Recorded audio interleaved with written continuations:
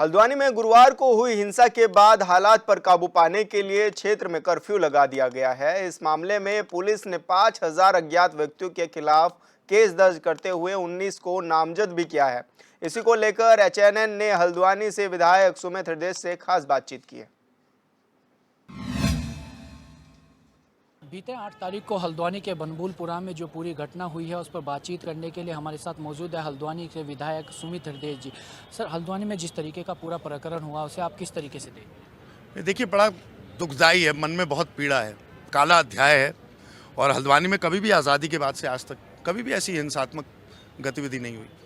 तो पहले तो ये जो हिंसा ही हुई इसने इतनी मन में पीड़ा डाल दी। बहुत बड़ी शुरुआती दौर से क्रमवार क्रोनोलॉजिकली अगर मैं बोलूँ, प्रशासन की चूक है। आपने बिना तैयारी के, आपने बिना सूझबूझ के, आपने बिना लॉ एंड ऑर्डर के बारे में सोच के आप वहाँ चले गए। आपने उनका एक धार्मिक स्थल है किसी का, स्टैंडर्ड ऑपरेटिंग प्रोसीजर ये होता है कि वहाँ के जो सीनियर लोग होते हैं और जो प्रभावशाली लोग होते हैं या जो उनके धर्मगुरु होते हैं, आप उनको कॉन्फिडेंस में लेते। फिर उसके बाद अगर आपने मन बना ही लिया था, आप धारा 144 लागू करते, आप कर्फ्यू पहले लगाते ना, फिर आप जाके अपना करते जो आपने करना था। आप वहाँ 300 लोगों को, बेचारे हमारे पुलिसकर्मी, 300 पुलिसकर्मी लठ लेके केवल मात्र पहुँचे वहाँ। 150 नगर निगम के लोग पहुँचे बेलचे लेके, और पत्रकार बंधु भी थे। सीधे सीधे आपने उनकी जान जोखिम में डलवा दी। तो पहली चूक तो आपसे यही हुई। लेकिन उसके बाद मैं फिर भी कहूँगा, प्रशासनिक चूक तो है ही है बहुत बड़ी, और कमिश्नरी जो जांच हो उसमें अवश्य इस बात पे मैं कमिश्नर साहब से भी अपील करूँगा, ज़रूर प्रकाश डालें। लेकिन साथ ही साथ हिंसा में हम लोग विश्वास नहीं करते, हम लोग अहिंसा में विश्वास करते। तो हिंसात्मक कार्रवाई में जितने भी लोग सम्मिलित थे, मॉब का जो हिस्सा थे, जिन्होंने पत्थरबाजी करी, आगजनी करी, जो भी करा, उनके खिलाफ कानून के दायरे में सख्त सजा उनके खिलाफ होनी चाहिए। सर, ये जो पूरा घटनाक्रम हुआ है इसकी कई लोग कह रहे हैं कि पहले से ही सुनियोजित था, प्रशासन द्वारा कहा जा रहा है। और क्या लगता है आपको कि ये पूरी स्थिति कहाँ से उत्पन्न हुई? आप एक बात सुनिए ना, सुनियोजित था तो प्रशासन और एलआईयू का फेलियर है या नहीं है? तब तो और बड़ा फेलियर है।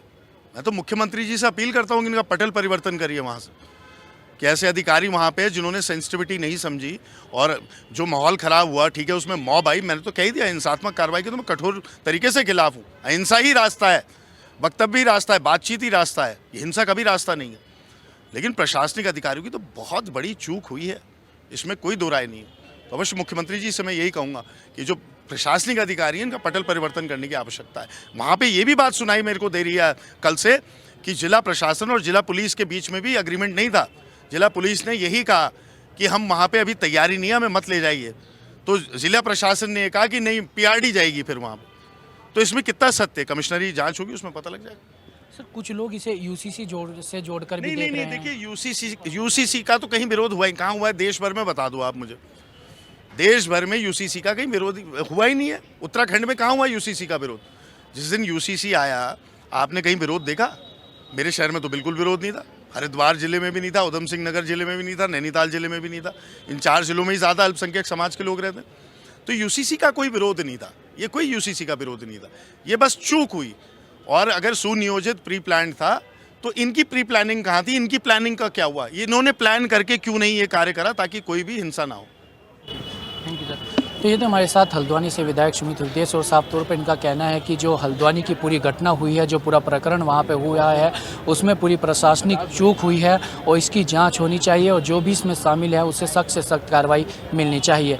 अपने सहयोगी हिमांशु शर्मा के साथ मेरुन सैनी, एचएनएन 24/7 देहरादून।